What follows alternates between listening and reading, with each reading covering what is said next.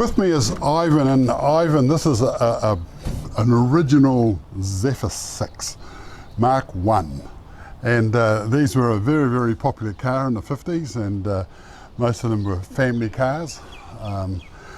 If you needed something a little bit bigger, this is what you got. So maybe you can just tell me a bit about how come you've got it. Well, I've had it for about 12 years now, and it's still in its original condition. Never been repainted, upholstery's like brand new. It's been a very good car, done 63,000 miles, and just keeps on going. Keeps on keeping on. Turn the key on, press the button, and away she goes. You're telling me it's got overdrive? We've got an overdrive on it, yes, yeah, which makes a big difference when you're out cruising. Right. You can keep up with the traffic quite comfortably. So I used to have a Wolseley with overdrive, when you pulled out a lever and everything from there on was on the accelerator. So if you wanted to sort of kick down to normal gear, you just move it a boot and it went down a gear and up you went. Yeah. And when you're done that, you just take your foot off the accelerator and went back into overdrive. Yeah. Something like this happen? No, this is more manual. It's got okay. the lever, push the lever in and you're in overdrive, pull it out and you're back into the manual gearbox. The other one is there's no kick down, there's a switch. Oh, okay. It's electric switch. Right. But I think you could actually convert it to a kick down all the same. Right. Yeah. I just thought that was very convenient, you know. Oh, well, that's right. And what have you. Well, I think the modern cars are like that, aren't they? That's got an overdrive. Do they have overdrives these days? Well, they're sort of the 2000. I did have one that did have that, and you just kicked it down. Right. What car was that? Mitsubishi, I think it was. Oh, okay. Yeah. And this is just a standard sun visor. It is. And it's It is. built for the old Zephyr or the console for that matter. Yeah, no, they're standard. I think the Mark II had a similar one as well. Yeah, they did. That's right. Yeah, a little bit of chrome there. Yeah. And it's just held on by a little bit. Just by the. That's right. Mounted onto the gutter. Yeah. Yeah. And I see it's got an aeroplane logo. Yes. That makes it go faster. Oh, it does. It does. But no good going fast with the wipers because the vacuum controlled wipers. So you're going up a hill and they stop. They stop. Oh, really? So you've got to wait till you get to the top and then you lift your foot off the accelerator and they do a fast swipe and away you go again. So they're either going or they're not. You got these little little chrome pieces over the lights here. And yes. we were talking to Greg in Christchurch, and he's got a red. They were red, and there's a little bubble on the top that will light up to let you know they were going. When your lights are on. And he was saying this had something to do with how good the lights were, but he said the jury was still out on that one. So I don't think that would make much difference in keeping the lights down onto the road. Oh, okay. Yeah. Right. Yeah. And these are extra, of course. The mirrors are extra. So what was your family car when you were a boy? Well, we started off from memory. We had a 1933 Chev. Wow. Yeah. 4-door. Good car. We're on a farm. We come. Oh, okay. We had a dairy farm at Enfield. Enfield. Just out of Oamaru. Oh, okay. Yeah. And then after that, Dad got a 47 Chev Fleetmaster. And that was Flash? That was Flash. American car, Yeah, it was a good car. Somewhere along the line you had to have overseas funds to get a... When did that start? Do you remember? Yeah, that was in the 50s. Yeah, 50s, because... it was in the 50s. You couldn't buy an American anything, you had to buy British. That's right. Yeah, they cut the American cars out, didn't they? They did. But previous, like you're saying, there were plenty of Fords and Chevs in the 30s and 40s, but somewhere along the line they have to look after Britain after the war. Well, that was a government thing, wasn't it? Put them back on their feet. They'd buy our products if we bought their cars or something, wasn't it? Yeah, milk and cheese and beef and and mutton and stuff. Mid 60s was about the end of the American cars coming in, wasn't it? Was it? Mid 60s, yeah. But you can certainly get one now if you want one, no problem at all. You can. 57 Chevys for a lot of them in the country. In a container, don't they? Yeah. Can we have a look at the bonnet, under the bonnet? Yeah, certainly. Yeah, so it's just a basic straight 6-cylinder, really. Pretty simple. It only just fits, doesn't it? It does. So it does. And the console, I think, had a sort of like a barred grille. That's right, it and did. Straight across and vertical. Yeah, and it only had a 4-cylinder engine. That's right. The body shape was pretty much the same. So what have you done to this? Anything? New radiator perhaps? Nothing mechanically, Bill, but I put a new radiator on it and completely redone the brakes. Oh, okay. Wheel cylinders and linings and Yep. and all the lines, the hydraulic lines, cleaned all those out. Yeah. And a good place to put the horns underneath there. Yeah. Good sounding horn, is it? They are. They're good horns. Real good horns on it. And another thing is this little holding up and stick. You sort of click, it's down, or click, it holds it up. It does. You don't have to pick something up and stick it somewhere, or That's put right. a lump of wood there. That's what you have to do now. All of them's got a little bar. You put up and hold it up. Yeah. I saw one of the cars down at the where we were the other day, and it just had a broom handle to stick in to hold it up. Yeah. Well, I think if you knock that out when you had your head under the bonnet, it wouldn't be too good, would it? No, crown yourself. Yeah. Yeah. Oh, that's awesome. You would. Let's have a look at the controls. So we've got the column change, 3 on the tree. Yeah, 3 on the tree. So 1, 2, 3, 1, 4. 2, 3. Reverse is back up there. Yep. And turn the key, push the starter. Starter button over there. That's what you do now, isn't it? Yeah, you do. You just don't need a key. You just carry the key in your pocket. And the usual forward handbrake. Brake. And Choke there. choke on one side. Pull it out, turn it around. Oh, okay, that locks it in place. And the lights on the other side. Yep. One out for parking lights, turn it for the headlights.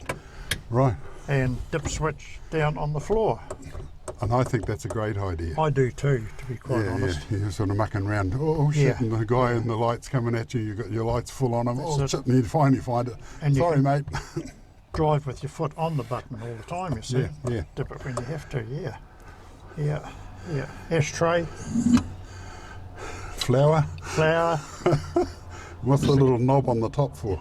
that's the windscreen wipers. Oh, okay. You turn it. Yeah, just turn it and they'll go if they feel like it. Sun visors up here. Yep. Yeah. Greg had a pair of ladies' knickers around his one, Oh, that's handy. just in case you need a pair of ladies' knickers. Yeah. But anyway, Yeah. they've got Everybody needs a pair of those. a big dashboard, a big storage place under there, so, which is good. But when you sit in this and you sort of sit in a modern day car, it just seems a little bit skinnier. It is quite not- narrow. Yeah. It yeah, is. Yeah. It is. You'd be squashed with 3 of us in here, Bill. So you three, Hey. sort of get 5, 6 guys like us, and you could fit 6 people in this, but it'd be a bit of a squeeze. Yeah. So as I was saying, it was a good family car in its day. Plenty of Oh. room. It was a big car. Yep. They were popular and a lot of farmers had them too. Yeah, a lot of A people. lot of cockies bought the Zephyrs. So this little button here, does that work on a little flip out, or is it a light? No indicators. Yep. Yep, no, these had indicators on them, the parking lights and the tail lights. Not a special light, just a bulb. Oh, so it's red, and the red started to blink. Yeah. Oh, okay. Yeah. I see most American cars, they just have blinking red lights, Yes. same as the stoplight most of the time. That's right. Yeah, I got to say it's an absolute mint condition. I mean, the upholstery, the door panels, the Yeah, the door roof carpet. lining, everything. Yep, It's carpet's good. The back seat. Yeah. It's just hardly been sat in, I don't think, really. But you've got Venetian blinds at the back there, and a lot of cars, for some reason, had Venetian blinds. They I don't did. think that did anything, but it maybe sort of stopped the sun from getting on the back of the Well, passenger's neck. That's but about all they would do. Yeah. yeah, Much good for anything else, but they were part of the scene that was in those days. They were an accessory exactly. that you could buy. You had the Venetian blinds at the back. Ooh. Yeah. That's it. Dice is hanging off the mirror. Yeah, that's one, fluffy dice. Yep, Yeah, the old awesome. fluffy dice. So not having a heater or air conditioning or anything, that was the way you kept cool, to quarter light and wind the window down. That's it. Yeah. That's it. There was something about a joke like that. It was, how do you keep cool in the desert? Oh, I take the door off a car. Well, how does that work? Well, if it gets hot, I can wind the window down. Window down. With me is Tim, and Tim, welcome to our little show. Thank you, sir. And Tim's from England and brought up as a, as a kid in England, and I understand your father was in the motor industry in some regard. Yeah. He was what they called the motor trade in those days. I think he started as an apprentice before the Second World War, and then later, when he came out, he moved more to management and sales. Oh, okay. Yeah. So would he come home with a different car every day? Oh, it felt like it. Yeah. I mean, I can't remember every single one, but I mean, ones that stick in my mind. There's a Renault Dauphine, which was an interesting car for me. It was quite different. Rear engine, I seem to remember. Humber Hawk, I really loved that car. It was quite plush inside. Right. And my absolute favourite that he brought home, and I think he had it for a wee while, was a Riley 1.5. What year would that have been? 70s? Probably, no, that would have been mid-60s. Oh, okay. Yeah. Riley's a car you don't really hear much of in New Zealand. I mean, I'm sure there's a few here, but when you see them, they're, wow, look at that. They've got a wow factor about them. Yeah, Riley and Wolsey were pretty much the same car, but the spec was different. Right. And there was a bit of badge engineering. There was Humber, Hillman, Sunbeam. Singer, with and Hillman and Singer sort of looked the same, but had a different grille. Yeah, and Sunbeam.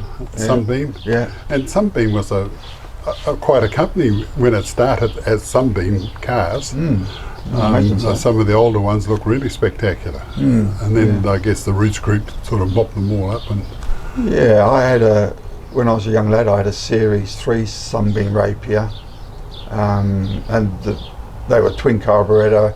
They had pillarless windows on the side. Wow. So when you opened the windows, it was completely open. Right. And some of them were convertibles, mine wasn't. And a lot of those English cars had something called an SU carburettor, which had a sort of little bulby thing and a screw thing on the top. Yeah, dash pop, And some of them had double and some of them had triple. Yes, E-Type Jag had a triple. Triple? Yeah. MGB has 2. Really? Yep, under there. Does that just give them a bit more oomph? The more carburettors, the more oomph? Yeah, you can deliver more petrol and air mixture. Right. Yeah. And there you go. Hit the lights. Come on, we're off. Yeah, probably. Yeah. Now, the SU was used in a lot of British cars. That and the Zenith Stromberg, which looks similar but a bit squat. Oh, okay. Yeah. Do they have supercharged any British car that you know of? Because they were very popular in England. In America, supercharging. Yeah. I don't recall any. That we always, knew about the early Bentleys that were raced, that were supercharged. They were like a huge truck, really, and 4.5 litre supercharged. Going around Brooklands, things like that, and that was of legend. Yeah. So what was your first car? You begin life and you're allowed to buy a car. What was that? Standard 10.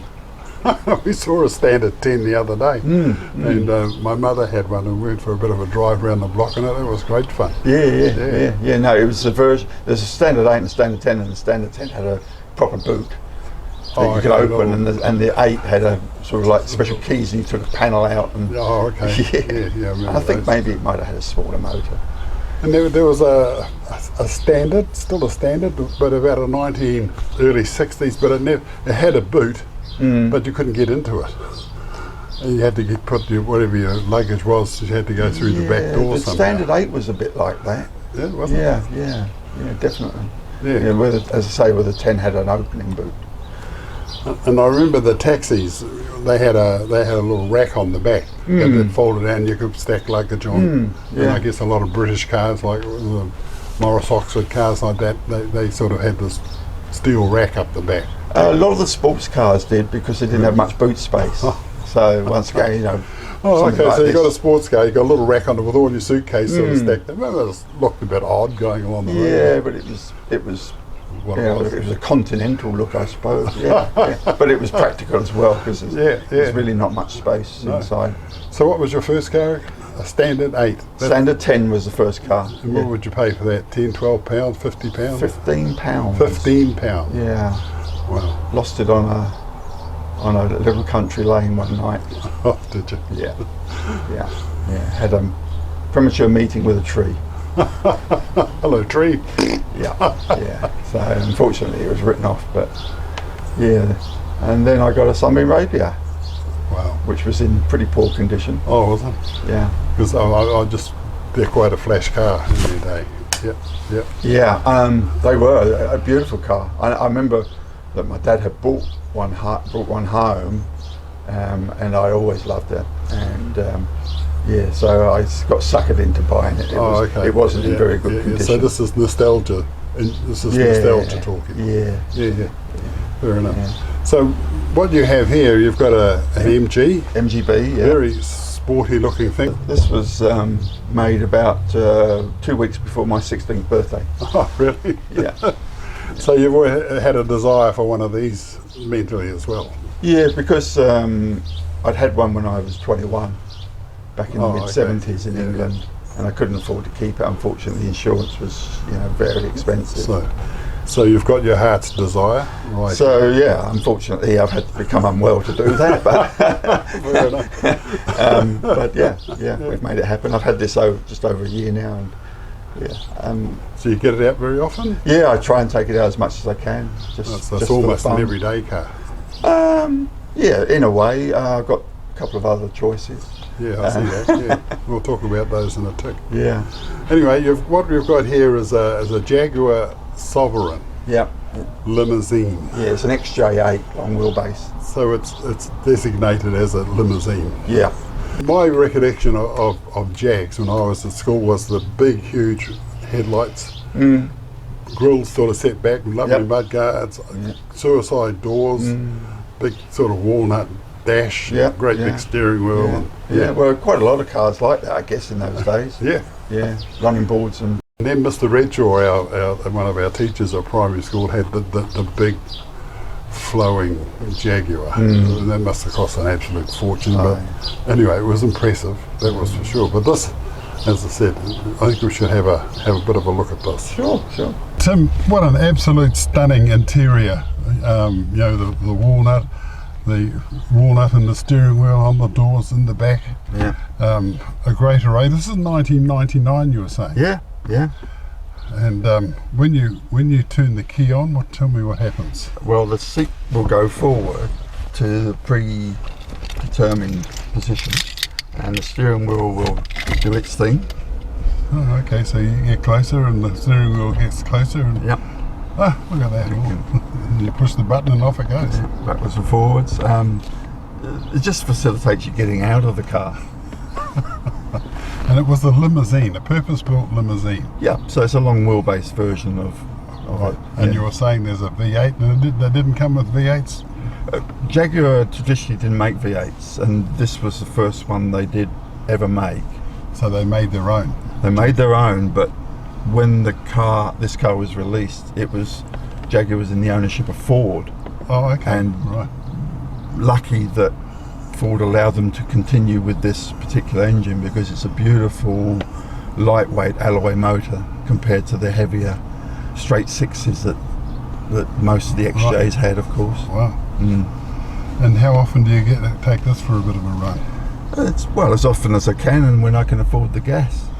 I mean, we've got 1.75 tonne of car, 4 litres. But yeah, it's just a lovely car to drive. Tim, tell me about this. This is just unique, sort of park, reverse drive as most cars have. Yes. But then there's a gap across here, and you've got 432.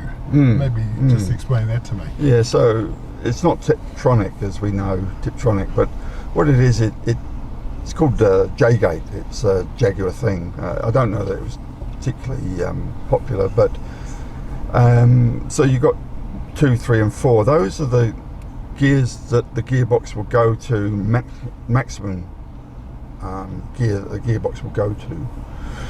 So if you're around town, say, you don't want the gearbox to be going up and down through all 5 gears, you can hold it so that it will only go as far as second or as far as third or as far as fourth, and that's it.